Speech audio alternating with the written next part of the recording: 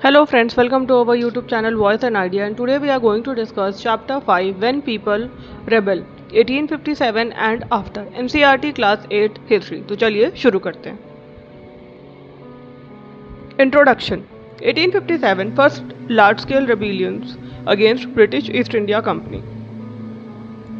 1857 में पहला large scale rebellion शुरू हुआ अगेंस्ट किसके against British east India company में, और इसी को also called first war of independence, और इसी को फर्स्ट वॉर ऑफ इंडिपेंडेंस भी कहा गया, जिसे सिपॉय म्यूटिनी भी कहते हैं। Took place in northern and central India, और हुआ कहाँ था? नॉर्दर्न और सेंट्रल इंडिया में। जो रेबिलियन शुरू हुआ ब्रिटिश इंडिया कंपनी को, उसी को फर्स्ट वॉर ऑफ इंडिपेंडेंस कहते हैं। Causes of the revolt, reasons क्या थे रिवॉल्ट के?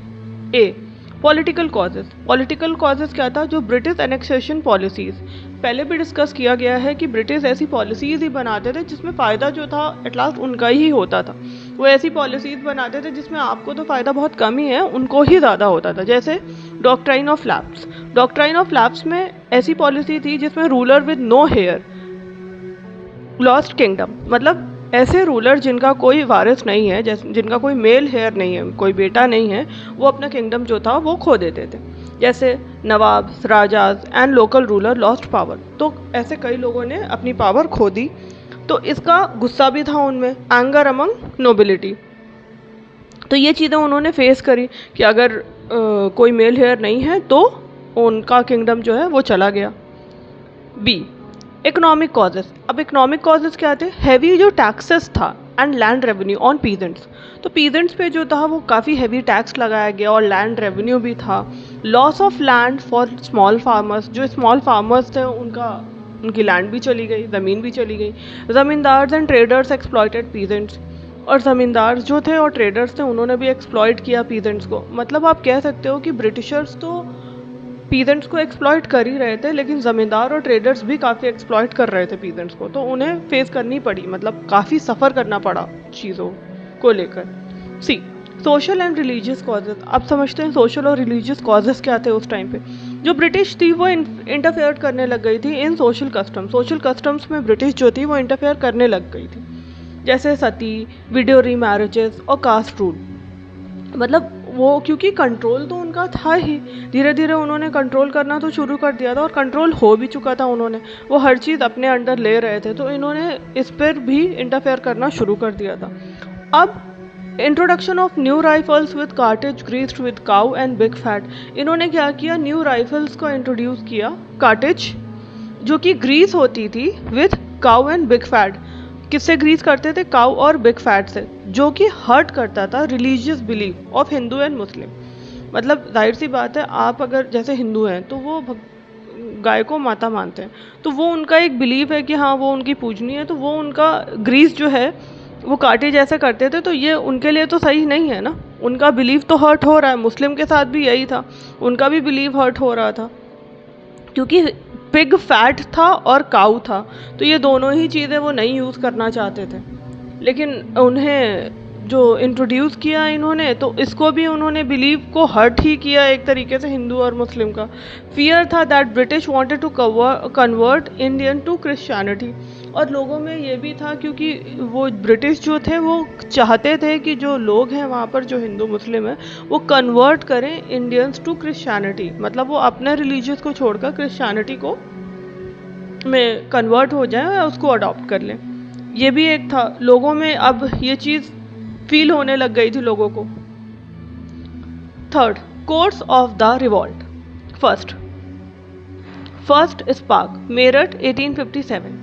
Sepoy refuses to bite cartridge, arrested, others rebelled. जब वहाँ पर सिपॉयज थे उन्होंने क्या किया? रिफ्यूज कर दिया था कि कार्टेज को बाइट नहीं करेंगे, इसलिए उन्हें अरेस्ट भी करने लग गए, अरेस्ट भी हुए इसके, उन्होंने रिफ्यूज़ किया। जाहिर सी बात है, अगर कोई पावर में है, आप उसकी बात नहीं मानते हो, तो वो क्या करते हैं? अपनी पावर आपको पर दिखाते हैं। जब इन्होंने मना किया तो कई लोग अरेस्टेड भी हुए, बहुत लोगों ने रिबेल भी किया, और मार्च टू दिल्ली तक भी पहुँचे। Second, Delhi rebels declared Bahadur Shah Zafar as emperor, और ये जो रिबेल डिक्लेयर्ड, जब रिबेल किया लोगों ने, तो जो बहादुर शाह जफर था उन्हें एम्परर बना दिया गया। Delhi became centre of rebellion, और उस टाइम पे दिल्ली जो था वो सेंटर ऑफ रेबिलियन बन गया, ज़्यादातर लोग रेबल कर रहे थे इन चीज़ों के लिए।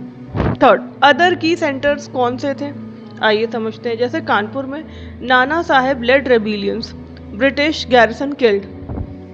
कानपुर में जो था वो नाना साहेब रेबिलियन को लेड कर रहे थे और ब्रिटिश गैरिसन किल्ड। लखनऊ में siege of Lucknow, rebel leaders कौन थे, Begum Hazrat Mahal. Jhansi Rani Lakshmibai led warrior bravely. Jhansi में, झांसी की रानी तो सबने ही जानते भी हैं और सुना भी है कई, क्योंकि बहुत सारी चीज़ें, कविता हो गई, स्टोरी हो गई, हर चीज़ के थ्रू आपने हिस्ट्री में जाना है इनको। बिहार, बंगाल, अवध, यहाँ तक कि झांसी की रानी के कई सीरियल्स भी आते थे, तो जो आपने शायद देखे हो या सुना तो है ही। बिहार, बंगाल और अवध में कौन था, peasants and tribal groups joint. तो वहाँ पर भी पीजेंट्स और ट्राइबल ग्रुप थे।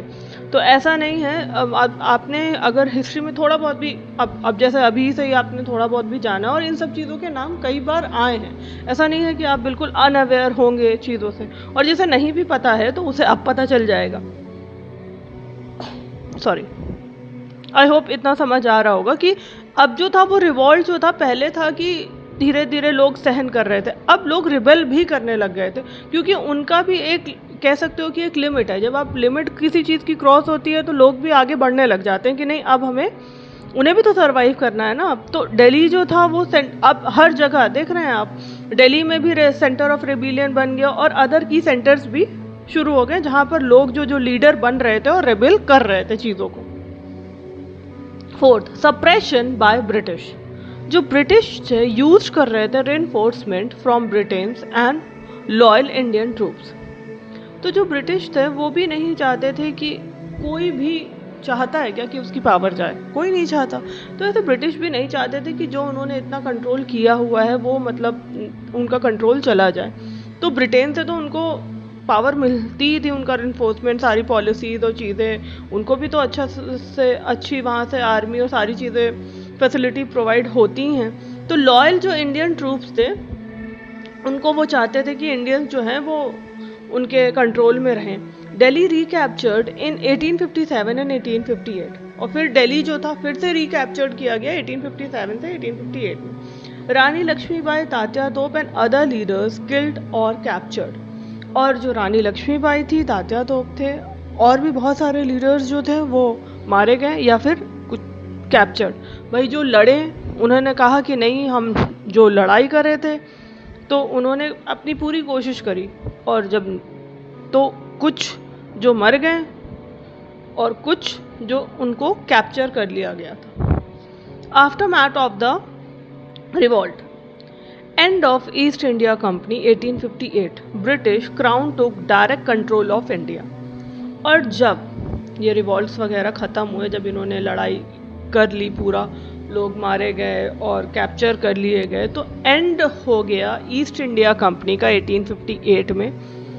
फिर ब्रिटिश क्राउन जो था उसने डायरेक्ट कंट्रोल ले लिया ऑफ इंडिया। तो इससे भी बहुत सारी चीज़ें हुई कि ईस्ट इंडिया कंपनी अब जो थी वो ख़त्म हो गई और डायरेक्ट कंट्रोल हुआ इंडिया पर ब्रिटिश क्राउन का। अभी भी ब्रिटिश रूल है ही, मतलब इंडिया फ्री नहीं हुआ। Governor general now called viceroy, और अब जो था गवर्नर जनरल को क्या कहा जाता था, वायसराय।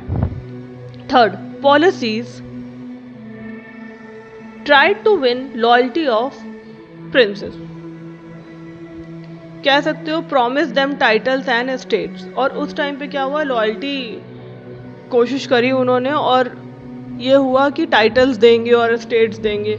आर्मी रिफॉर्म्स करी, more British soldiers, less reliance on Indians sepoy. British soldier ज़्यादा रखे, ज़्यादा जो था वो इंडियन सिपॉय पर ज़्यादा कह सकते हो ट्रस्ट नहीं था।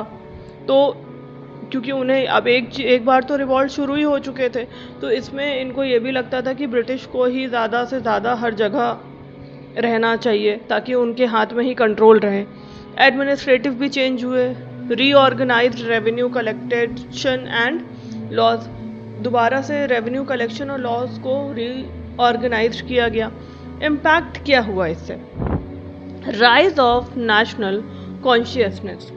तो इससे क्या हुआ, rise of national consciousness, later freedom movement inspired by 1857 revolt. लेकिन जो बाद के फ्रीडम मूवमेंट्स जो हुए, अब इसके बाद जो फ्रीडम मूवमेंट्स होंगे वो ज़रूर इंस्पायर्ड हुए 1857 रिवॉल्ट में। अब 1857 रिवॉल्ट जब लोगों ने शुरू तो किया, लेकिन उस टाइम पर वो इतनी अचीवमेंट नहीं हो पाई, क्योंकि हो सकता है कि दिक्कतें रही होंगी। उस टाइम पे ब्रिटिश सोल्जर्स ज़्यादा थे, उनके पास पावर ज़्यादा थी, कंट्रोल ज़्यादा था हर चीज़ का। और यहाँ पर जो लोगों ने कोशिश करी अपनी, तो इससे क्या हुआ, जो ये रिवॉल्ट शुरू हुआ, इससे बाद में जो फ्रीडम मूवमेंट्स थे ना, वो इनसे ज़रूर इंस्पायर्ड हुए 1857 रिवॉल्ट से। आई होप आपको क्लास समझ आई होगी। अगर क्लास समझ आए तो लाइक करिए, सब्सक्राइब करिए, फ्रेंड्स को शेयर करिए। मिलते हैं नेक्स्ट वीडियो में। Thank you. और प्लेलिस्ट चेक करिए, प्लेलिस्ट में और भी चैप्टर्स हैं। Thank you.